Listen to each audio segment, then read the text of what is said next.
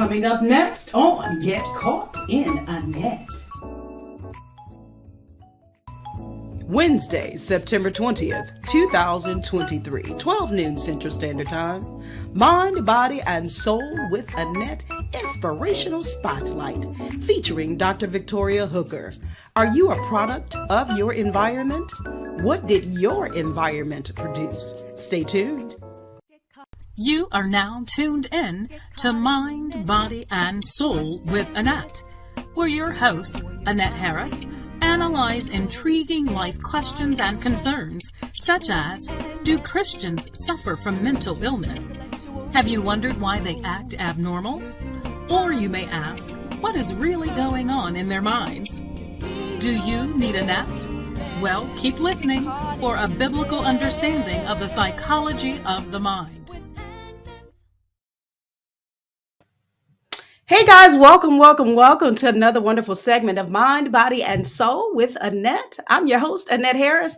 Thank you so much for joining us on today, for watching and or listening. Listen, guys, I'm excited about this segment on today. I am going to present someone that I'm like a kid in a candy store right now. But let me do this before I go further. You know, I'm also your certified positive mental health ambassador and author of that nominated bestseller, Surviving a Silenced Heartbeat. Here at Get Caught in the Net, we want to present to you individuals. Sometimes they're sharing their own personal journeys to help you along your way. And we're going to feature our inspirational spotlight on today. Let me pray before I get started. Lord, we thank you for all things. We thank you for what you've done, what you're going to do. We are excited about the things that you're doing in our lives and through us. And we pray that you will continue to get the glory. In Jesus' name we pray. And the opening scripture, the first part of Hosea 4:6 states, my people are destroyed for lack of knowledge. Because thou hast rejected knowledge, I will also reject thee. And again, we are grateful to be here on today. I always say, when you see my face around 12 o'clock noon Central Standard Time on a Wednesday, it's time for you to come on and get caught in the net. Listen, do me a favor. I need you to tag individuals. I need you to throw up the heart, the thumbs up, the care button.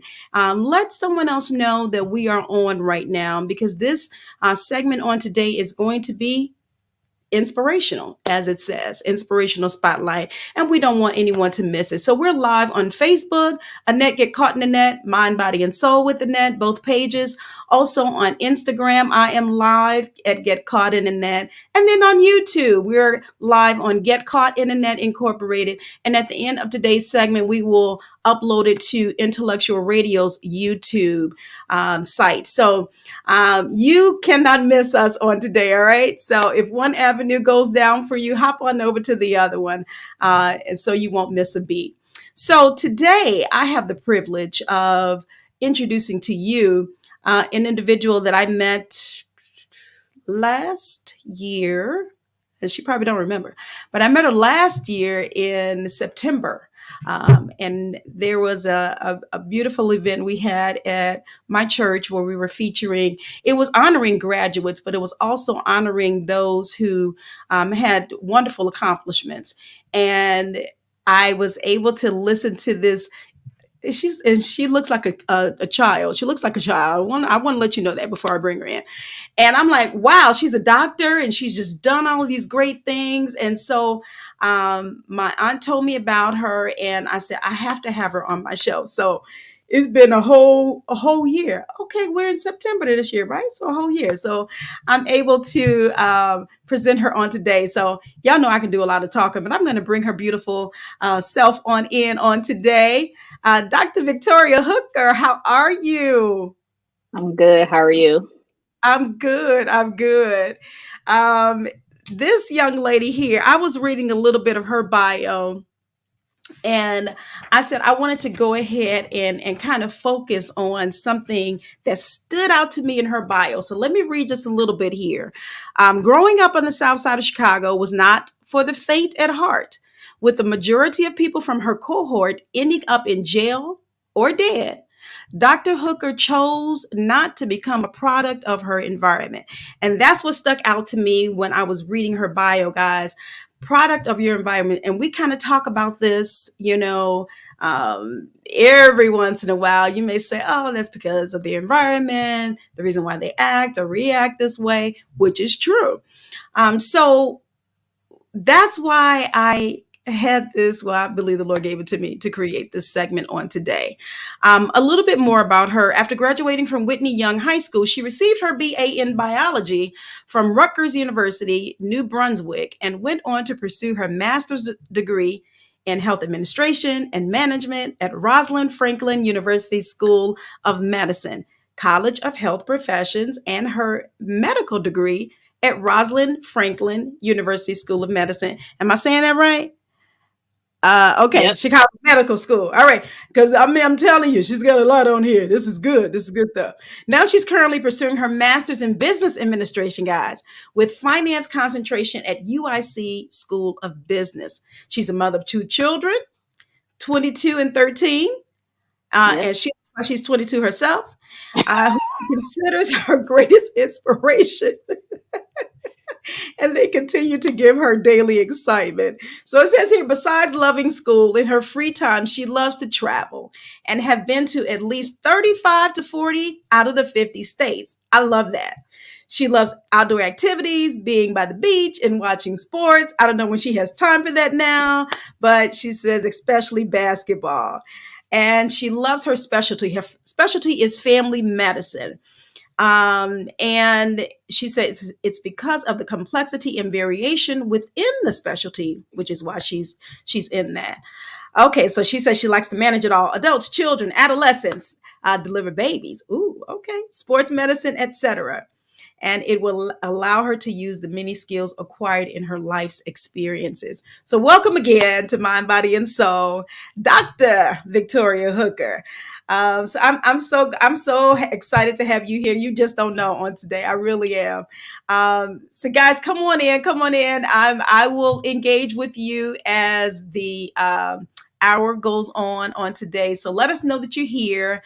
We'll give you a shout out. But again, please make sure you tag individuals in, like, share, love, if you would not mind. We're talking today again. Are you a product of your environment? Oh, that's deep. That's deep in and of itself. But I have already read your bio, but can you do me a huge favor and just talk to us about who Dr. Hooker is from your own words? Well, I mean, you pretty much said it all. Uh, Grew up Say in what? Inglewood. So that's kind of where, that's the south side of Chicago, kind of where that little blur from my bio came from. Born and raised there, lived there pretty much my entire life until I left for college, came back, kind of had like a family home there. But yeah, went to Rutgers, been back and forth. No straight course. More so just because I kind of would get tired of school and then like, oh, I need a break. And then I will go back. Okay, I'm bored now, so let me go back and do something. Kind of always knew I wanted to be a doctor. It's been there. It's been in me since I was younger. My third grade teacher actually instilled that in me. Who I kind of like still. I'm still in contact with. Close relationship. Everything. I consider her like my mom, so to speak. She was there for me after my grandmother passed away throughout my whole entire life, actually, since third grade, since day one. But yeah, so kind of knew that then. She was like, "Oh, you're gonna be a doctor." I was just like, "Huh, okay," that kind of thing. And then just throughout life's happenings, went to Rutgers, went to Whitney Young, went to Rutgers, got tired of school, was like, okay, I need a break. Came home, took a year off, traveled, hung out, the usual stuff that young people do. And then was like, okay, I guess it's time for me to go back. And started taking some other classes that I needed for medical school. And then I realized, like, okay, kind of like a stump in the road with that because, uh, family reasons, kids, those things, testing, just different things. And it kind of just was like, okay, let me get my master's since this is on hold. Kept getting waitlisted for medical schools. And so I was like, okay, I need to figure something else out. Uh, and then when I had my second child, I was like, okay, I guess I can't, be out here living my best life. Not really just chilling, living my best life, whatever. I guess I kind of need to figure life out and really focus now. So, um, kind of did that. And after her, I finally decided to just sit down and study for the MCAT and, try to get into medical school and all of those things. So, all of that Oh, was, started happening in 2016, 2015, 2016. So, yeah. And then it's been really? nonstop medical school since then. And then work, because I also was working. I worked full time my entire time in medical school at Stateville Correctional Center as a correction officer. So it was like 40 hours Okay. a week. And yeah, and now I was going to school during the day, working in the afternoon. It was a lot. It was definitely a lot. And for those that know how medicine work in medical school, you already know how intense it is. So you can only imagine trying to do that plus work 40 hours because there was no part time. So Wow. Wow. Okay. Now, see, I just learned something new. I didn't know that you didn't really start with the MCAT in medical school until after your second child. Is that right? well, yeah. So like, yeah, that's true. That's true.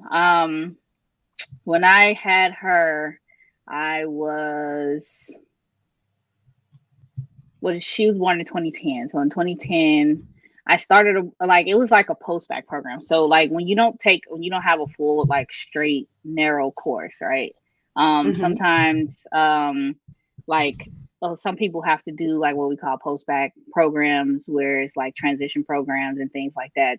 If you don't get the grades or don't take all the classes needed for medical school during your undergrad course, when people switch careers, they end up doing like these post-bac programs because it helps one boost your GPA, two it gets you the classes needed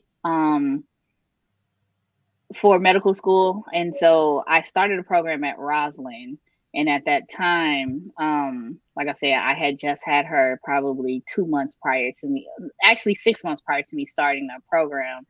And it was kind of like hard because I lived in the city and I had to travel to basically it's like Waukegan, where near Great America is.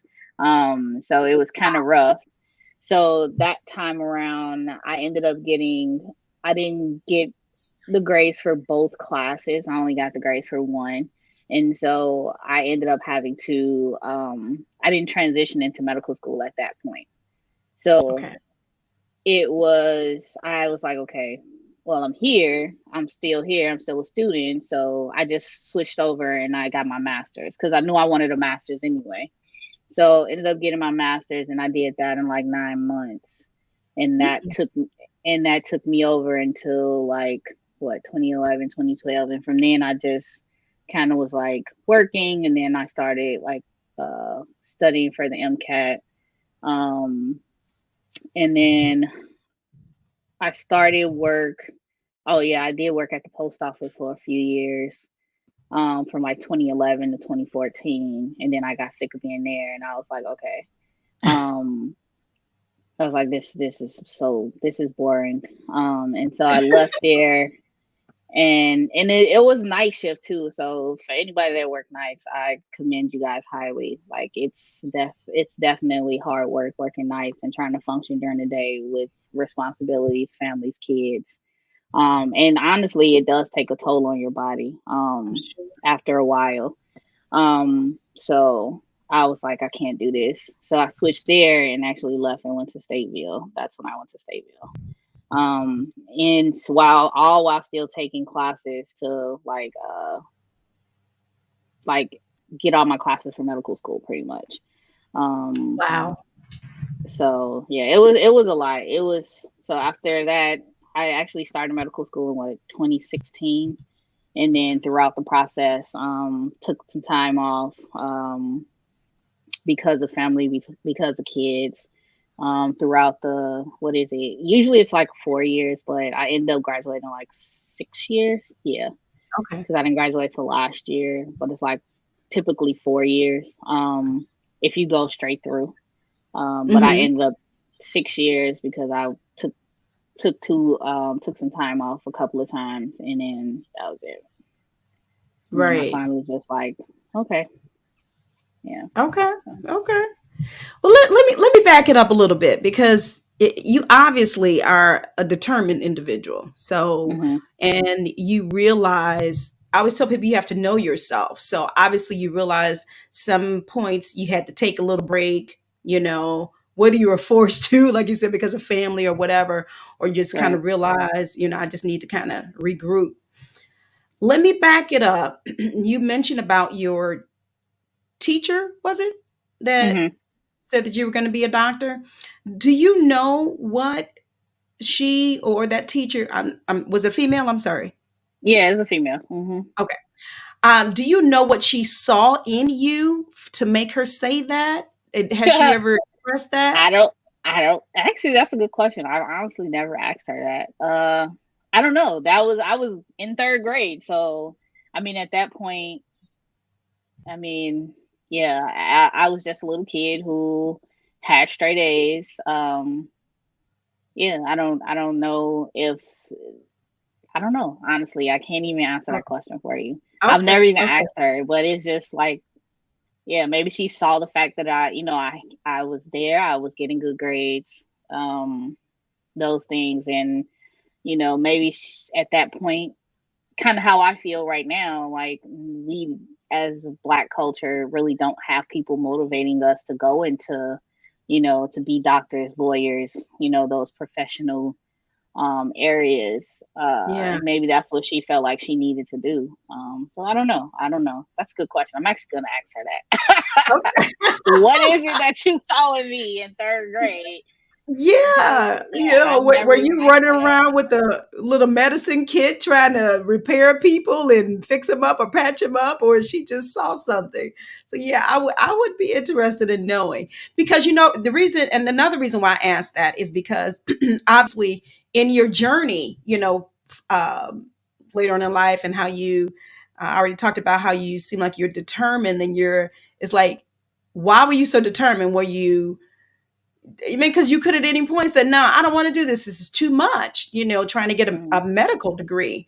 So what was your motivation? Was it hearing her in the back of your head and your ear saying you're going to be a doctor, or what was your motivation to continue? Because when we talk about and relate this to, your product of your environment, what were some of the things that motivated you? I mean, like the biggest thing is just not to quit. At that point, it was something that I wanted to do. You know, clearly, if you're gonna keep fighting for something, it's clearly something that you want to do. Um, when she said it to me in third grade, I didn't think anything of it. It was just, oh, okay, I'm a kid. Okay, you told me I'm doing something, and that's just it. But over the years, throughout the time, it's like, okay, is this really something I want to do? Getting involved in programs, looking at the sciences, looking at, math and all of those things. And it's kind of like, is this something interesting that I would seriously want to spend the rest of my life doing? Because you definitely have to love this in order to do it. Yeah, Um, and it's not something, and I think what really pushed me over was when my grandmother passed away at 14. I was literally sitting in class at Whitney Young in my ninth period class, and it was just something in my spirit, something in my soul that I felt wasn't right. And mm. so I got home, and basically, she had had a massive heart attack in the house. And I Oh my felt like at that point, you know, um, like if I was home, if I was closer to home or something like that. Just being a kid, those things just like I could have done something differently. I would have known what to do, those kind of yeah, things. Or maybe I would have known what to do. I don't even know. Just a lot of things go through your mind when you're dealing with you're dealing with grief and dealing with, situations like that. And so I think that's what really pushed me over. Okay, I really need to become this doctor because I need to figure out, how to help people not have these heart attacks, not have these ailments. What was it that led to her heart attack? Those kind of things. And at that point, I felt like I was invested. So, Okay. Okay. And you were 14 when that happened, right? yeah, I was 14 when she passed away. Okay. Okay. Well, yeah, I mean, And she I raised can me, so understand. Oh, okay. yeah. Okay. So that was Yeah, like that my makes it mother. Yeah, right. Right. Yeah, yeah. I can see the impact and Hmm. how that meaningful that was for you. So, Right.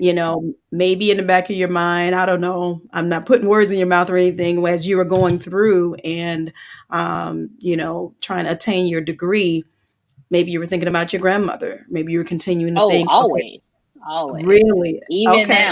Even now, yes, even Okay. now. Okay. So, Well, that's beautiful. So let's talk about our environment and how our mhm, environment can affect us in whichever way, whether it's positive or negative. Maybe talk about your own personal experience about your environment. I mean, we already read about, different ones that you came along with or grew up with or were mhm, around. Either didn't make it, maybe they're deceased or got wrapped up in some things. What did that look like for Victoria? Were you, because we can look at, I mean, we all come from, you know our upbringing, our environment, and we can say, okay, I see that, I don't want to be involved in that. You figure out what you do and what you don't want to do, or you just mhm, become a victim, mhm. depending on where you On grew up at. So what did this look like for you, and at what point did you decide, I'm either going to be a product of it or uh, a misproduct of my environment? Talk to us. Well, I mean, again, I was raised by my grandmother, so I was raised in the church. So it was kind of like I had that sheltered life. Um, but I still had enough leeway to go outside and be outside. So it's not like I didn't see what was going on around me, like a lot of Yeah. people. But I saw it. But I mean, I knew that was the choice that I didn't want. Just again, being around your environment, like being around different people. Um, my third grade teacher, being in the church, seeing successful people in the church, um, and again, like knowing that that's a lot of the stuff that I saw, I'm like, that's really not what God has for me. So that's really not what I want for my life. So there has to be better.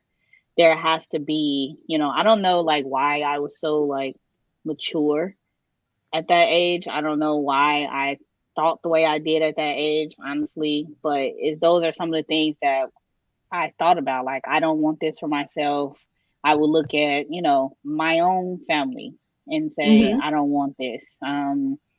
So it's kind of like a lot of my environment where I came from. You see drugs, you see alcoholism, um, you see domestic violence.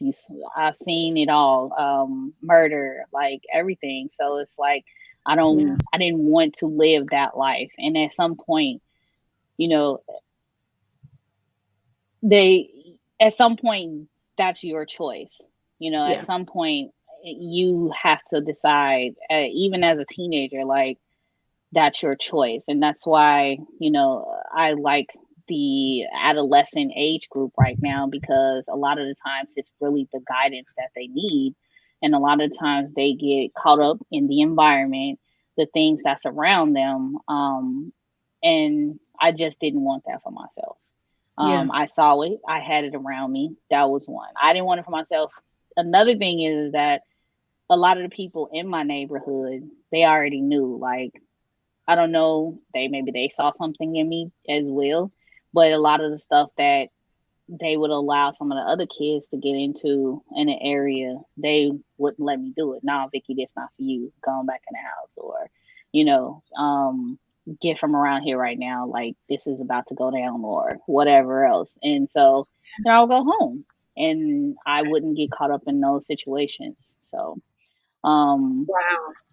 it's kind of like, the Lord was protecting me from every area when I could have just been just, yeah, I mean, snatched up by my environment at any point because it was surrounded from family wise to friend wise, everything. Like it Yeah. surrounded me, but he definitely shielded me from all of that. So Yeah, for sure.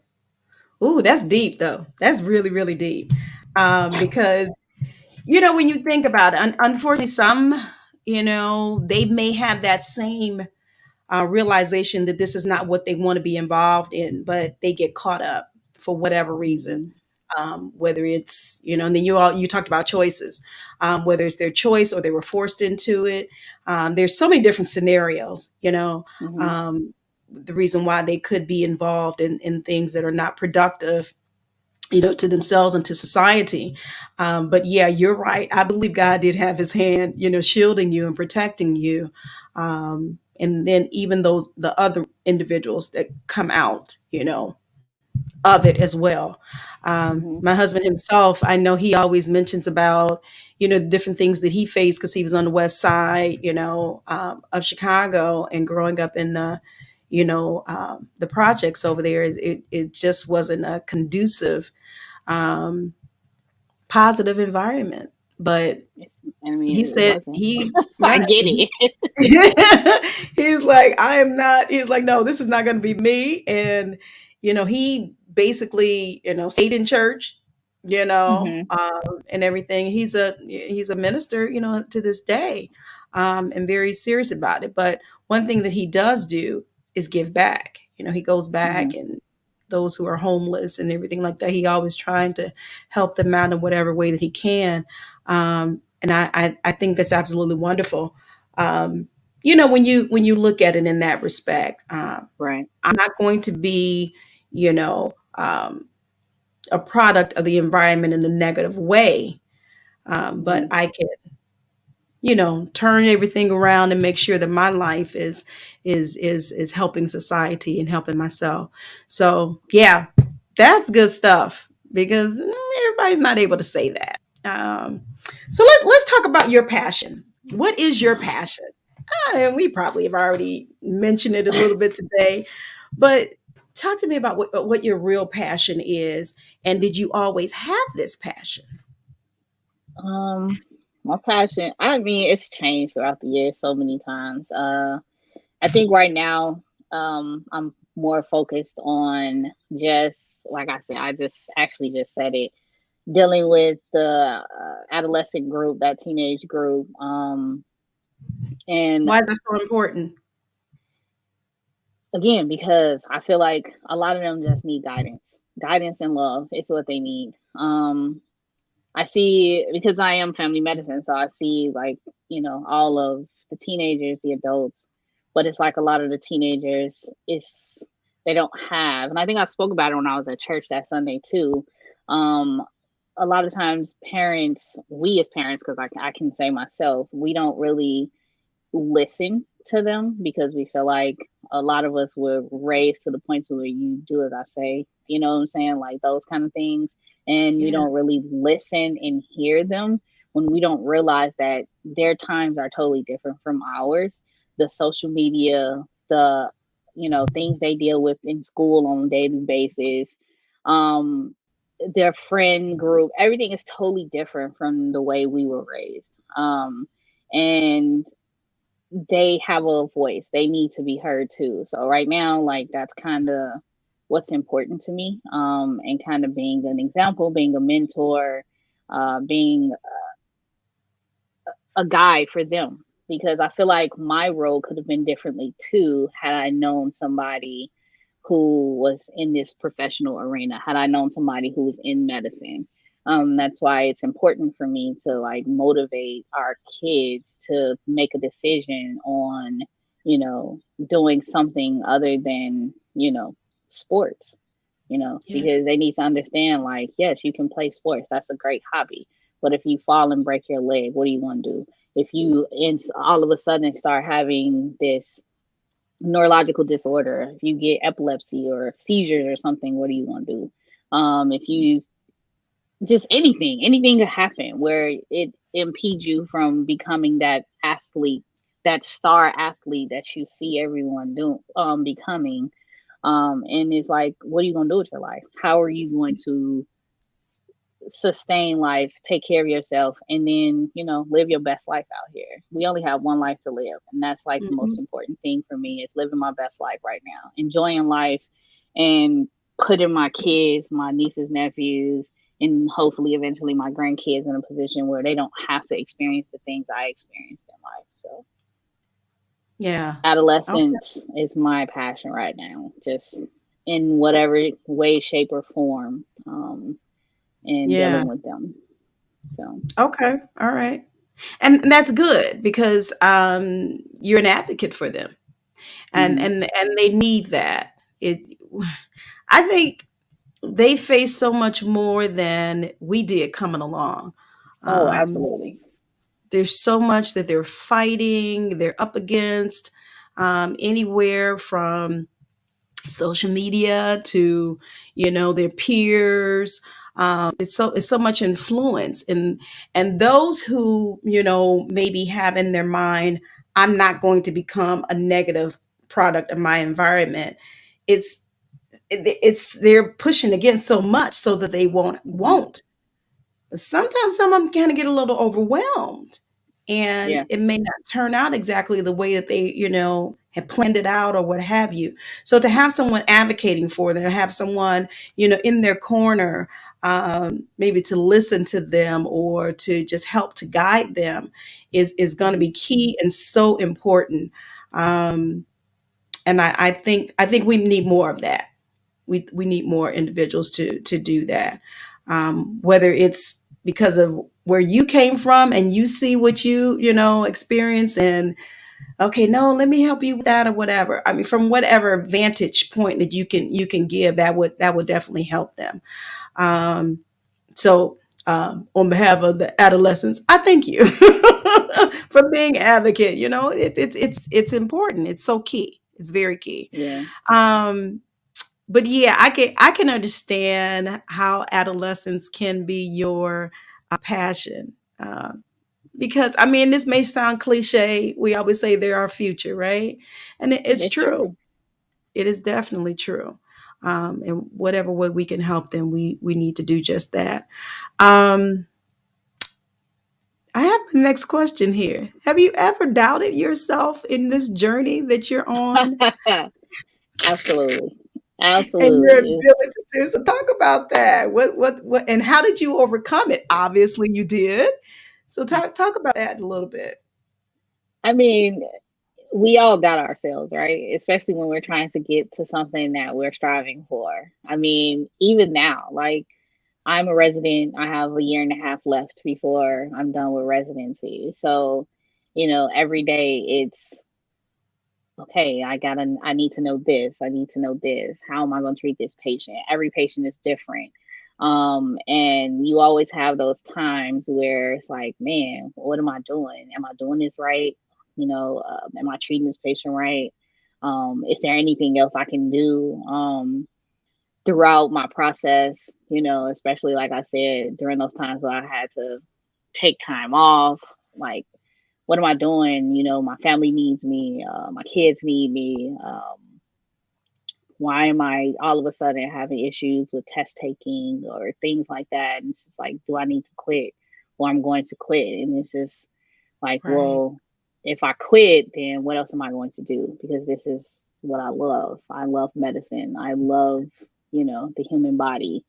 Um, and this is, in my mind, my key in my way of setting my family up, breaking those generational cycles and curses that we consistently see in our Black culture. Mm. So it's like, if I quit, then not only am I giving up on me, I'm giving up on them. So it's, it's Yeah. like, there are definitely days where I doubted myself, but I had to keep pushing and I had to keep going. Even now, I have to keep pushing. I have to keep going. Like I said, I told you I was studying for my last licensing exam right now and in the middle of taking it. So it's like I have to keep pushing. I have to keep going no matter what happens. It's not just for me. And I think, for the last maybe 5 years, I've kind of been asking the Lord, like, Lord, what is my purpose? Mhm. And I think I'm starting to figure it out now. Part of it is just being that person to, show my family that there's more to life than just, you know, the neighborhood, and we can go beyond Chicago, those kind of things. So, Okay. you know, and the church That's helped me with that, honestly. right. So, Right. Oh, well, yeah. that's good. That's interesting because someone probably would be like, I'm sure she already knows her purpose by now, but thanks for being transparent and sharing that because we could be on our road going where we figure we're going and be like, wait a minute, Hmm. what am I doing? What is my purpose? And it's okay for you, like you stopped and asked God, you know, Hmm. because I'm quite sure you want to make sure that you are going in the right vein as well. You Absolutely. know, does he want you to detour? Does he want you to make a right turn, left turn, or what have you? And I Um, mean, of course, we know, like everything we want to do, we want to make sure that it's in God's will, no matter what we're mhm, doing. You know what I'm saying? mhm. Um, we always want our own things and we have these plans for our life, but a lot of times we don't stop to say, okay, Lord, is this what you have planned for my life? Like, am I going in the right direction for your plan, your will? What is your will? And I think as a child, we hear and we heard the saints talk about that all the time, but it's like it didn't click. Well, I'm gonna do what I want to do, but then it's like once you get older and you start going through life, you start to realize things happen and you're like, okay, that was what I wanted to do. Is that what you wanted me to do, Lord? Okay, why is this happening? Okay, maybe that wasn't what you needed me to do. Maybe that's why you put a stop here and a stop there. And it's just, okay, so let me get myself together. And then it gets to a point where you start realizing, like, okay, let me just do what this man need me to do or what he want me to do, so I can stop going on these detours and having these blocks and just focus on what he need me to do. Girl, you ain't said nothing but a word because we'll get our little selves in there and be like, okay, I'm doing it real good. And we're like, that is Hmm. not what I told you to do. That is not what I told you to do. And he would put a stop to it real quick, and you'll be sitting there like, oh, what? Wait. Okay. Back to the drawing board. Back to the So, drawing board. But you know what? That shows the mercy of God, though, too. You know, because he could just do it with us if he wanted to, but he has mercy on absolutely. us. We're like, okay, wait a minute now. Let me just get you right back in line where I told you to go. Hmm. Um, and it's not that we're sometimes that we're trying to be disobedient or whatever. We, may have that motivation to, oh, maybe it should be Yeah. this way and da da da da da da da. That's Hmm. not what I told you to do. But Exactly. yeah, we have to be cognizant of his will because it's not about us. I always say that it has nothing to do with us at all. It's his will. It's us Hmm. uplifting him so that he will do the drawing because that's what it's all about. And whatever Hmm. platform he gives us, whatever career job he gives us, that's what we need to be doing. So we have to consult him. So thanks for saying that. I wanted I'm glad you expounded on it because some people don't really understand that that's what we need to do.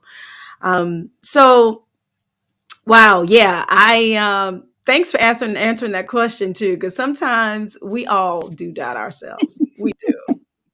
I doubted myself. It'll be 10 years with this radio show, and I doubted myself the first year of about a month straight. I doubted myself. I kept asking, are you sure that's what you want me to do? I kept asking Yeah. God. And then he would answer every time. And so after a while, I said, okay, let me stop asking because, I'm just gonna go do what you tell me to do. And here we are 10 years later. So I'm still doing it. Um, But yeah, that's interesting. So okay, we already talked about your passion, and that will encompass that other question talking about the youth of today. So let's move. I want to ask this question because I want you to take us through the day in the life of Dr. Victoria Hooker. What does a day look like for you? I mean, I know Oh you say no, you have it's so much. different every day. Is it really? Okay, okay. It- it's different every day. It just depends on the day. Is it a weekday? Is it a weekend? What service I'm on for the month. So like in residency, every 4 weeks you change out to a different service. So I Okay. actually just finished the last month working in the pediatric emergency department at Christ. So for Mm, 4 weeks, I basically had shifts throughout the month there. And so it just depends. So like if I have most of the days, it's work. Work is can probably range from 6 a to 6 p, depending on what service I'm on. After that, it's if like for the last month and a half, it's been studying for this test. So I would literally come home, study for the test, and then go to sleep and get up and do it all over again. wow. Um, if it's a clinic day, because now I have 2 full days of clinic, Tuesdays and Fridays. So most days on my clinic days, I'll be in clinic all day until about 4:30 ish, and then at that time I usually take a little break, and after that I finish all my notes, respond to like messages the patient sent me, respond to results from labs that I order for the patients, and then I go home and I go to bed. If it's a day where I actually just don't have anything to do, most of the time I'm either going out to eat, um, or like hanging out. In the summertime, I love summertime shy. So downtown somewhere Okay. doing something outside. I love the outdoors. Waiting for basketball season to start so I can start going back to the games and watching basketball. Um, Although I have been watching college football just because I've been watching Deion Sanders in Colorado lately, these last few games. But yeah, other than that, it's literally just work and um, on my vacations I travel. Like I'm going on vacation next Friday, All so right. I'll be gone for 8 days after that. But Okay. So it sounds like you know how to balance. yeah, it was definitely a learning process. You learn how to balance. You learn it becomes an important thing. Your wellness becomes important. That's the other thing that's very important for me throughout just medical school, residency, prior to starting.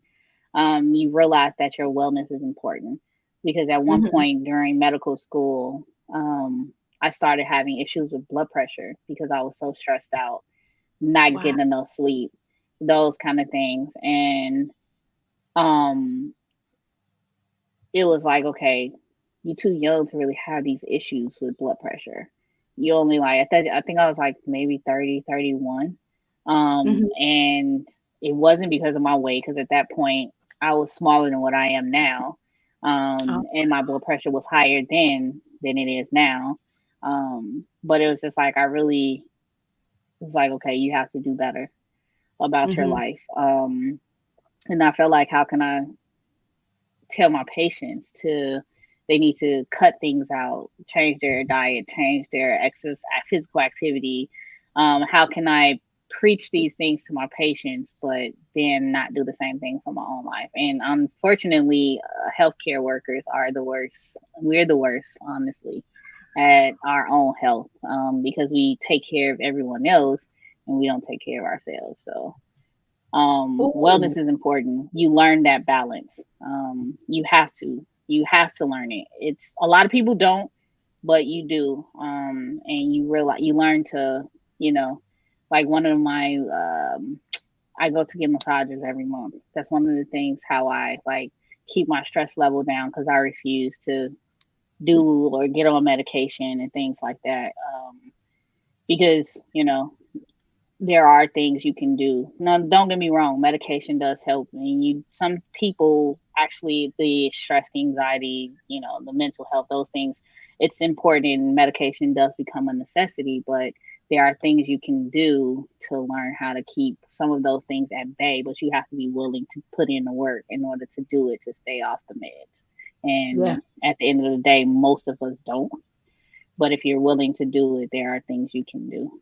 So Yeah. I had to make that choice, and I had to realize that, I needed to adjust some things in my life.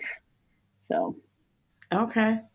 Oh, well, thank you for saying that. That's interesting because you mentioned about the healthcare workers are probably the worst with their own health.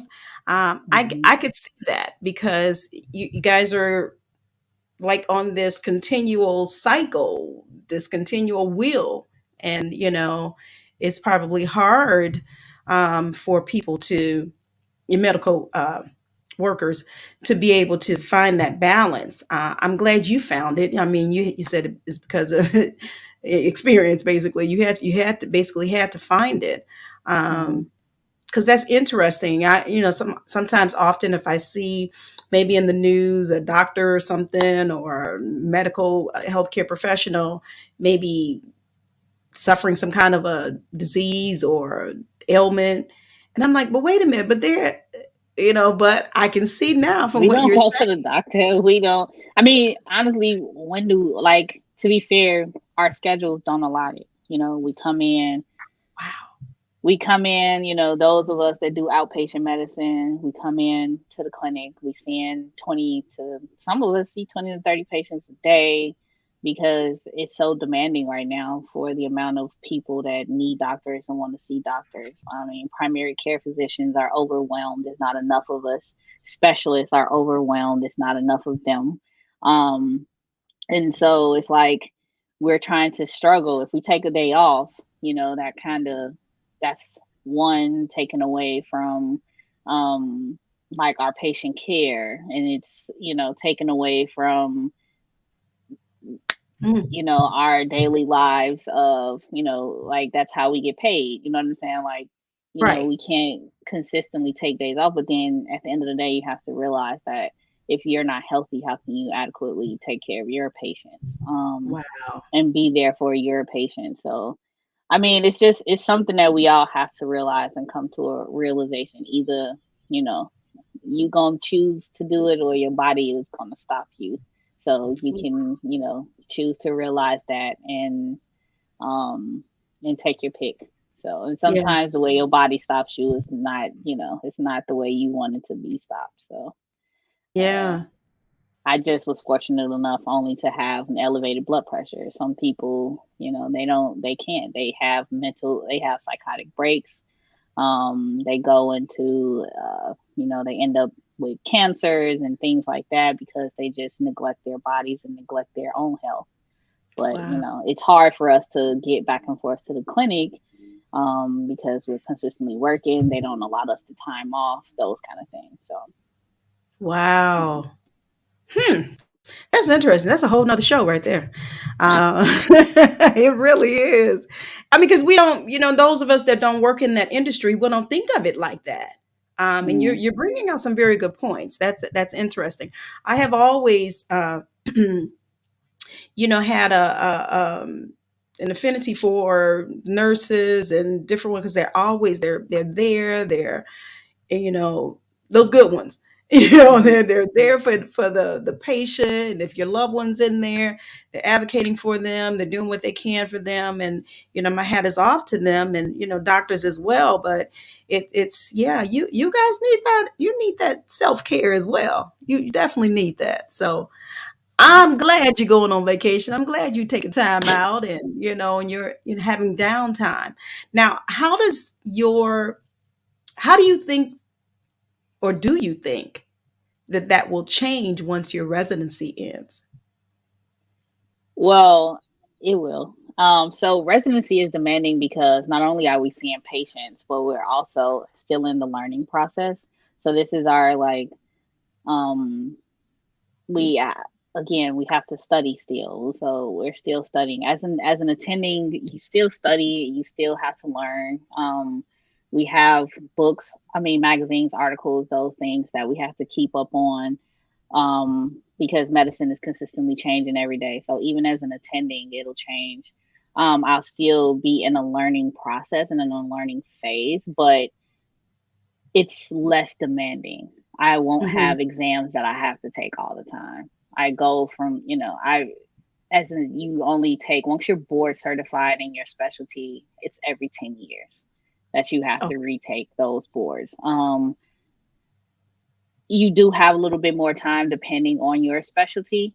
For me, I think I've come to the conclusion as to what I want to do, and it's kind of I think I've changed along the way. I started off a long time ago surgery.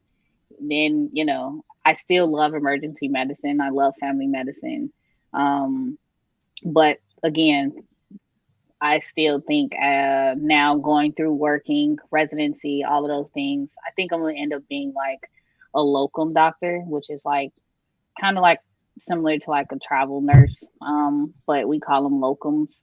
And you oh, just take different smaller contracts in different places.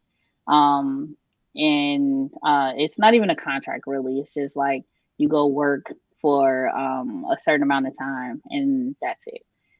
hmm, But it gives you the freedom basically to work when you want to work. And that's essentially what I want to do because as you can tell, I'm interested in a million and one different things. So I've kind of just been weeding out things like, yeah, I don't want to do that. Yeah, I don't want to do that. Working, I feel like um, for those of us that can get out of working 5 days a week, um, 8 hours a day, like figure out a way to do it. It's hard, but it's really 5 days a week, 8 hours a day is not conducive for anyone's health, honestly, especially depending on the job that you work. It's a lot, and yeah, you should be out here enjoying life, and like living the life that the Lord allows you to live to the best that's of your right. ability. And if you're consistently working, it won't happen. So for me, I Okay. think that's kind of like the best thing. It'll allow me to travel, do my other love, allow me to spend more time with my kids, my family. Um, so yeah, I think I'm gonna end up doing locum and just working when I want to work, honestly. Okay. But No, then, I get it. still doing other stuff like this, where I'm motivating or, you know, Hmm. doing things Okay. where, I don't know, working with the teens. My daughter will be, when she graduates from high school, those kind of things, just wherever she goes, maybe doing some short term positions there, those kind of things, just, traveling and I don't know, enjoying life, honestly. I plan on retiring when I'm 55. So, Come on now. Come on. Come on. All right. I'm not going to ask you how many years away that is, but okay. Good for you. oh, I don't, it's 15 years away. Okay. I'm 40, so it's 15 years away. Yeah. Okay. Okay. Well, good. Um, so I'm just throwing this question in there. So you're 40 now, hmm and you started was around 2011, 2012, I think you said, with this For, medical journey. oh, yeah, something like that. Well, I started medical school in 2016. Okay. So, yeah. Okay. All right. So So I 20. actually started medical school in 2016. I finally was like, let me start taking the MCAT and stuff, or taking prep classes for that. Um, Probably yeah, about 2011, 2010, 2011, something like that. Okay. Okay.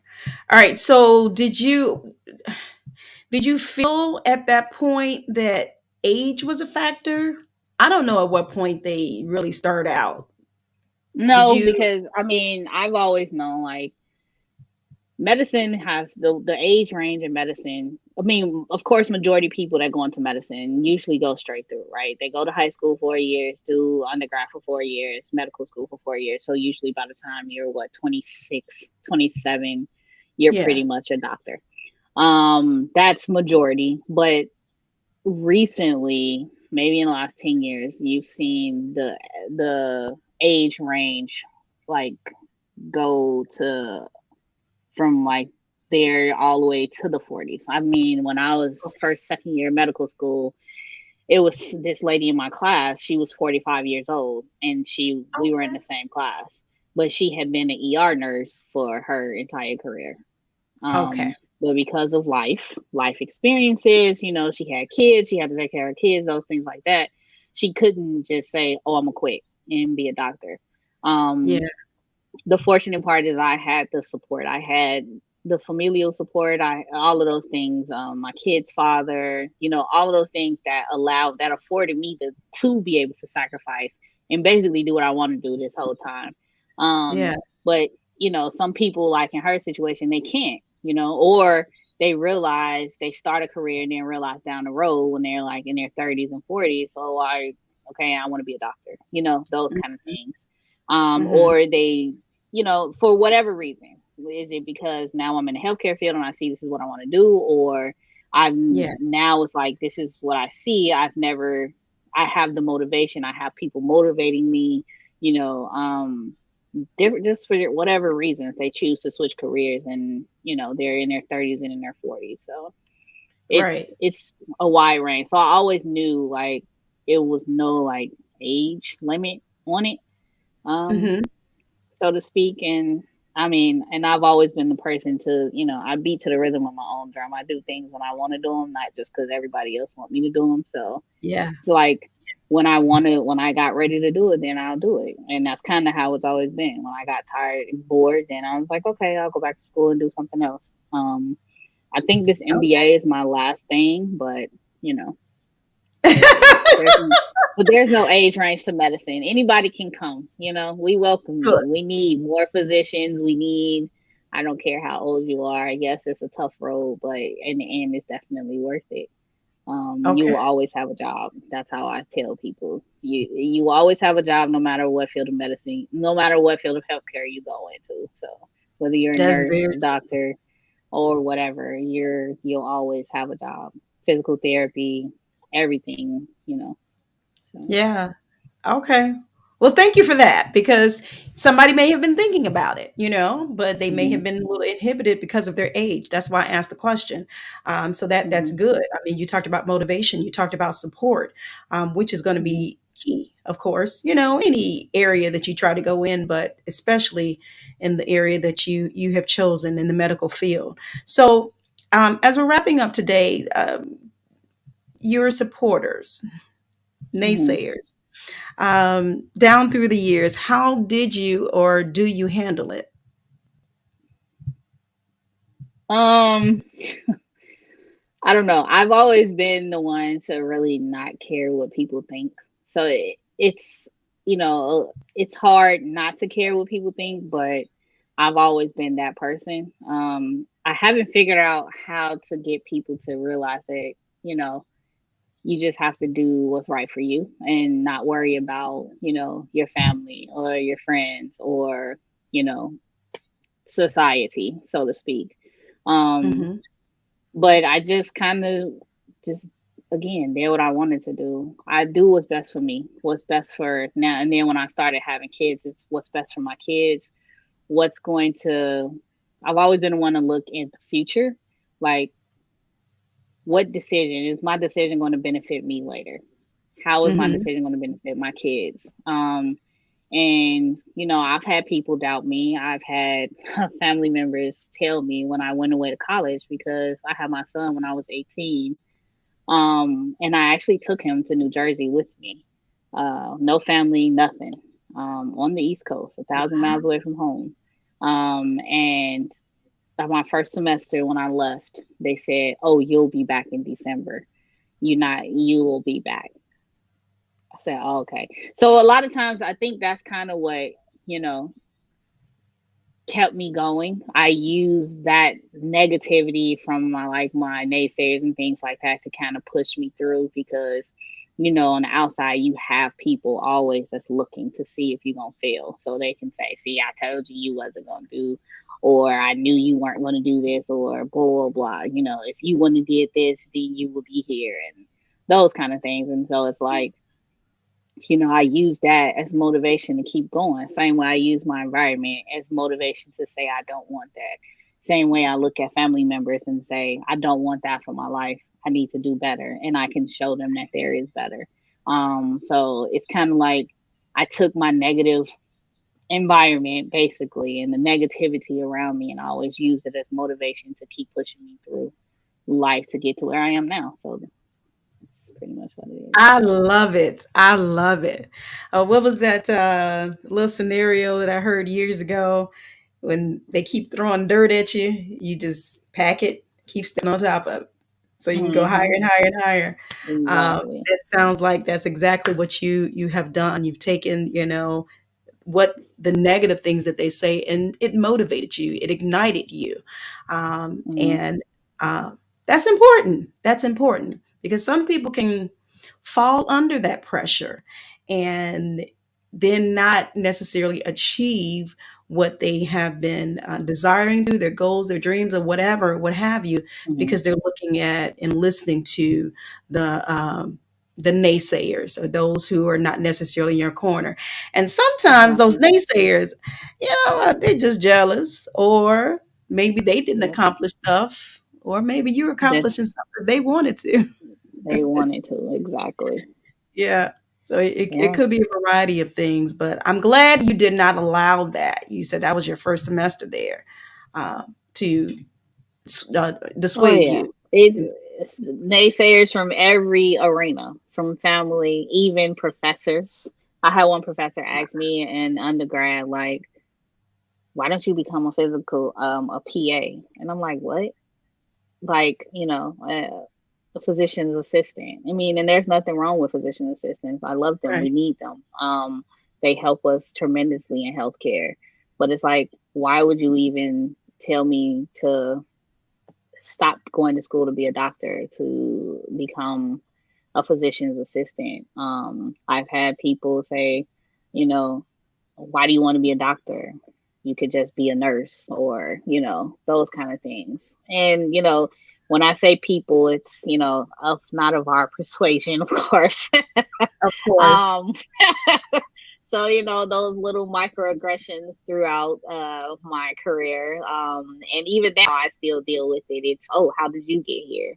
Or different things like that. So it's just very interesting. You'll get it from every arena. It doesn't matter. Yeah. Family, friends, professional. It'll come from every arena. You just have to figure out a way to overcome it all. So Now that's something I should have been asking you too about how to deal with that. Oh my goodness, because I'm quite sure. I mean, you're double. You're black and a woman. So I'm sure that you deal with so much. Oh my goodness. I am Mm-mm-mm. I am an anomaly in medicine. I'm 2% in medicine. African American and a female. 2%. Wow. Wow. Okay. All right. So that's wild to me. Okay. That really is wild to me. And we see this often. We really do. So um encourage somebody even with that, if you would not mind. Encourage those who are probably an anomaly in whatever career profession they're in, and talk to them. How do you get through it? Do you just let it slide off your back now, if they're saying stuff to you or talking behind your back or whatever, or trying to pull you down or make it seem like you don't exist? How do you deal with that? I mean, you have to realize all things doesn't require a reaction. And you have to realize a lot of times, I think it started when I was an undergrad. You have to realize a lot of times people are ignorant to um, our culture, to where we come from, what we do, how we do it. And I realized that in undergrad when I had multiple people, I had to realize a lot of them don't even interact with us until they get into the professional world because they've grown up or been raised in, a area where we're not heard, we not seen, you know what I'm saying? So, Mhm. um, even with that, or no matter what, whether it's from that area, from his professional level, whether it's from family, those things, you just have to just know that no matter what, you have to keep going. If it's something that you want, the it's unlimited. There's no limit to life. There's no limit to what you want to do. And if it's, I mean, it's just, if it's something that you want, you just have to go and get it, honestly. And Yeah, you can't wait for nobody to give you a handout for it. You figure it true. out, you sit down, you do the work, and that's how you're going to go. And with every small goal leading to your big goal, you'll be motivated to keep going. And that's kind of how it was for me. Hmm. With every step, I was like, okay, I can keep going. I can do this.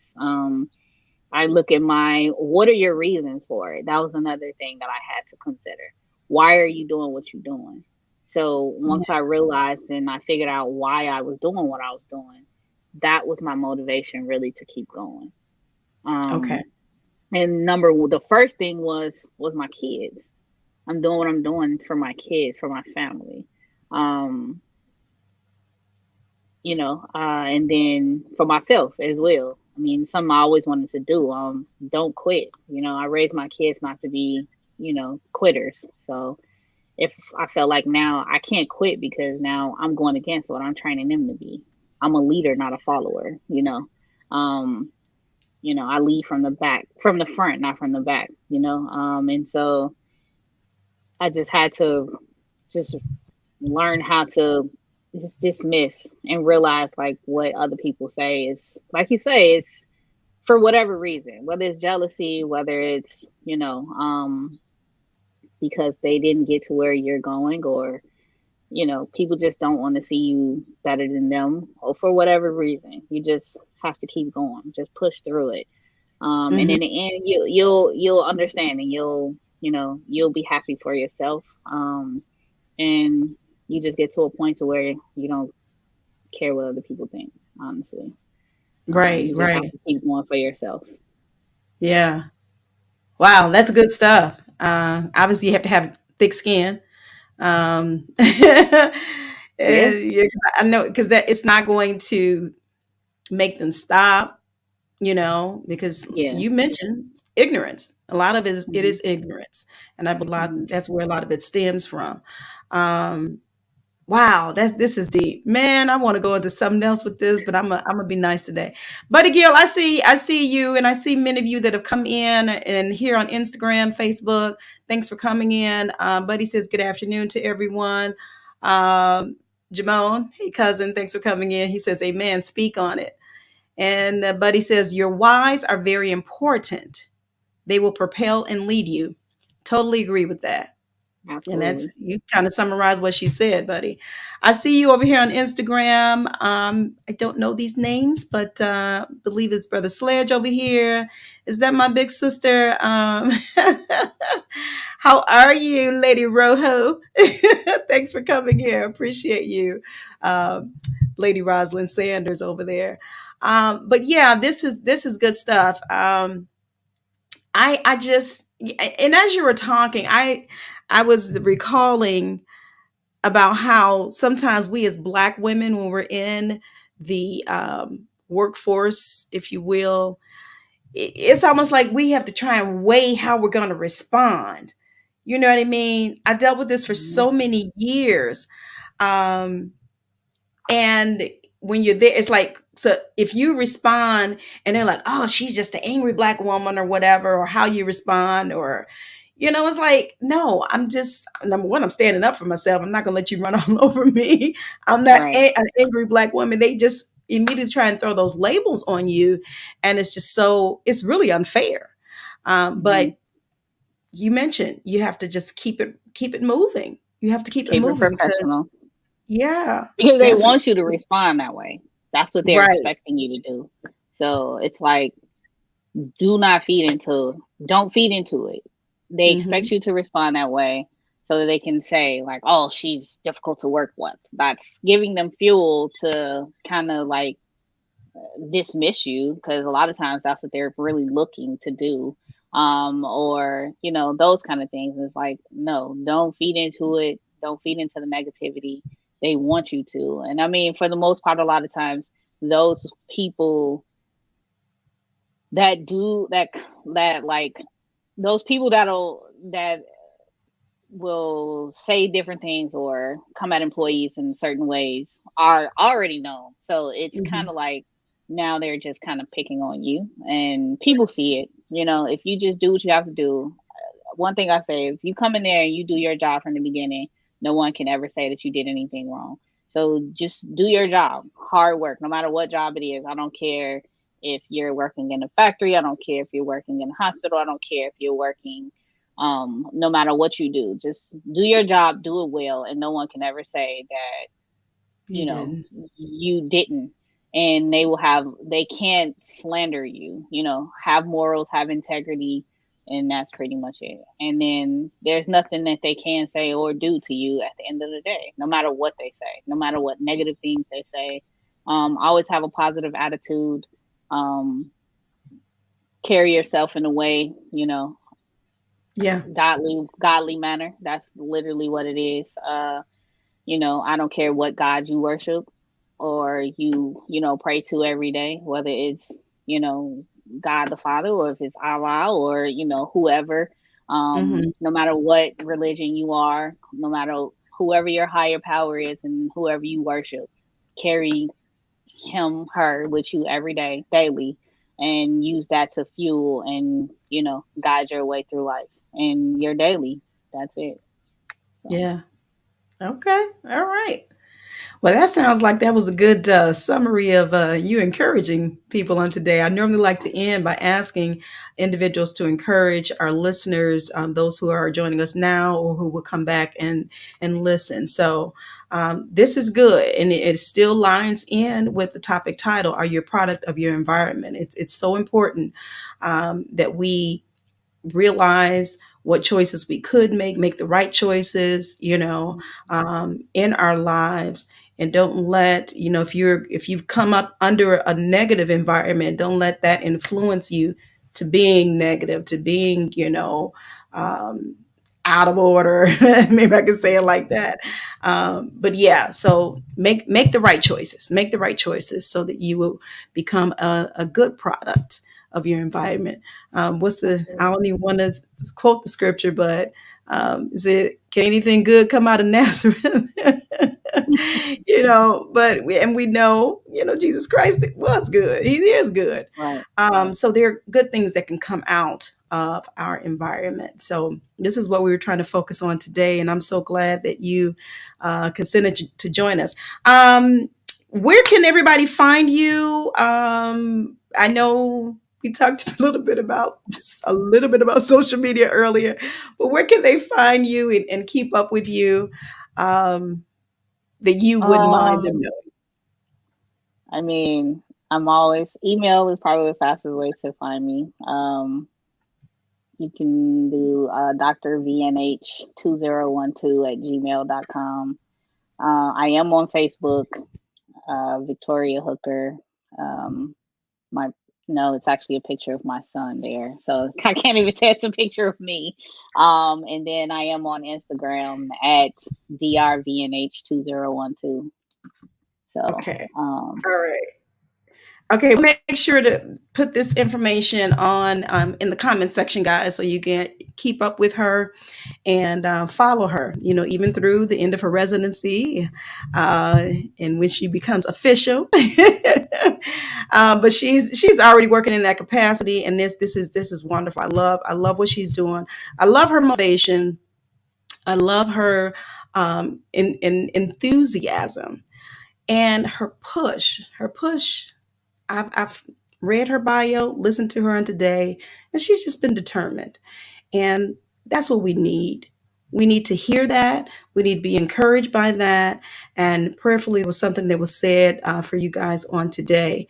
So, your next steps is to complete residency, right? year and a And half left. anything. I'm sorry, what was that? A year and a half left. Oh, okay. All right. And that has nothing to do with what you're studying now, correct? Um, what do you mean, my licensing exam? Uh huh. So yeah, actually, yeah, it does. So I have to pass my licensing exam. That'll allow me to practice, throughout the United States. But I still have to get a state license for whatever state I choose to practice in. And then Okay. I still have to, at the end of residency, which will be 2025, In April of 2025, I have to take my family medicine board exam, and that'll allow me to practice as a family medicine doctor um, throughout my career. So Okay. yeah, and then that's it, and I'm done. So what is this? Did I read this incorrectly? So you're pursuing a master's in business administration? Is that Oh right? yeah, I'm at UIC right now doing that. So this is my last year. Should have been my last semester, but they didn't offer the last class that I needed. So I'll finish in June of next year, 24, May of 24. But I like admin work too. I like the admin side of healthcare. So that's, something I might consider as well. So I don't know. Okay. We'll see. So that's what I was asking if that had anything to do with your Oh, okay, okay. business. Okay. Yeah. All right. So it does. It does and it doesn't at the same time. But yeah. Okay. Well, it sounds like a career student. No, I'm done. I'm done after this. After this it's a wrap. That's it, huh? Okay. All That's it. right. I'm tired. Now, just this last question before we go. Now, are your children, are they trying to follow in your footsteps? Do they have their own careers in Um, mind? my son, I think I kind of scared him away. He's just like, no, you do too much. That's too much work. My daughter is though. She is already saying she wants to be an OB/GYN doctor. Um, Really? so we'll see. Yeah. Okay. Oh, So beautiful. she's at Kenwood right now. Just got into their biomedical science program, 8th grade. She started there last year. She's in their 7th to 8th grade academic center. So Excellent. yeah, Excellent. Well, they have a wonderful example in their mother. So whatever your son decides to thank do, you. they still have a wonderful example in you, that push and determination that I was talking about earlier. So thank you again so much for coming Thank in, you for for having joining us me. on today. Like I already said, I know she's not one that likes to talk in front of people a whole lot. I remember her sitting next to me and she said, I don't do this a whole lot. But that's okay because I knew you had a lot to give and a lot that we would be able to glean from. So thank you again for taking time out on today, and we pray for you in your to continue to be successful. Pray for you as Thank you. you're nearing the end of your residency and with your licensing and the business administration aspect, all that you're doing right now. We just pray Godspeed on you, and He would continue to bless you in all that you do, because you're bringing a light to your community and those who are in need. So we thank you. We thank you for giving of your time and the Thank you. sacrifices that you've made. So appreciate you so much. I appreciate you for having me. All right, you're so welcome. All right, guys, as she's exiting on today, we just want to. Oh, thanks, Jamone. He says, awesome show. Oh, I'm glad you had to be a part of the discussion. Thank you. Thank you. But he says, I hate that I came in so late. I'm certain that I missed some good information that was shared. Yeah, just you could just go back and rewind after we're done. You can either look here on Facebook, YouTube, or Instagram for the recorded session on today. So, but thanks for coming in when you did. But I was going to let you guys know that on next week, we are going to have, it is supposed to be Health and Wellness Wednesday on next week, but a special announcement. It's my birthday next week. Yay, yay.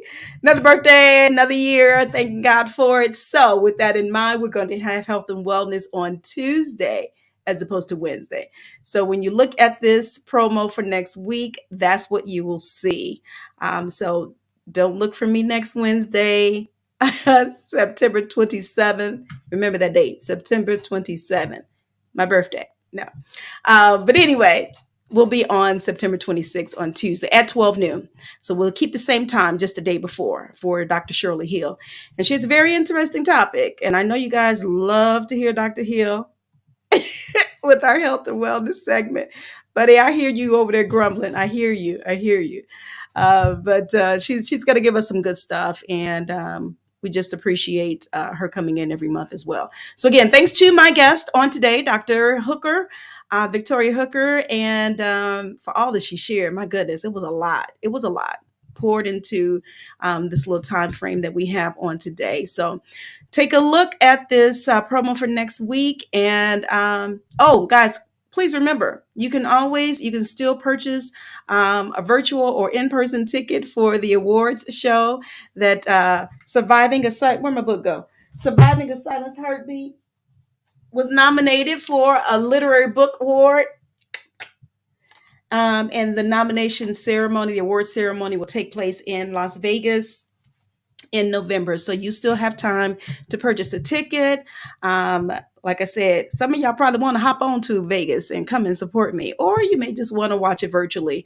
And I will put the link for the Eventbrite where you could purchase your tickets. Okay. So, and when you do that, please make sure that you type in SASH so that I will know that it is, I see you, buddy, that you are supporting me. Okay.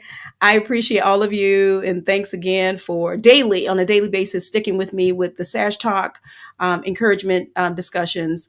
Also, you can find us on WCGM every day with Gerald Montgomery for the SASH Talk discussions. And yeah, that's good stuff. Keep up with my posts on all social media outlets and you will find out what's going on. All right, gonna stop talking. I'll talk to you guys later. Take a look. On the next session of Get Caught in a Net. Get caught in a net with a net. For your mind, body, and soul. Get caught in a net with a net. It's your intellectual radio show. Here to inspire you and encourage you to be your very best. Get caught in a net with a net. Get ready for another Get Caught in a Net Wellness Wednesday on a Tuesday. That's right. Here on Mind, Body, and Soul with Annette, Dr. Shirley Hill, Mo Faith Nutritional Services, will come to us one day early for our monthly health and wellness segment. Here, you can learn wellness tips and instructions on how to live disease-free. Our topic of discussion, tampering with the image and likeness of God. Put us on your calendar, Tuesday, September 26, 2023, 12 noon Central Standard Time. We're waiting on you to get caught in a net.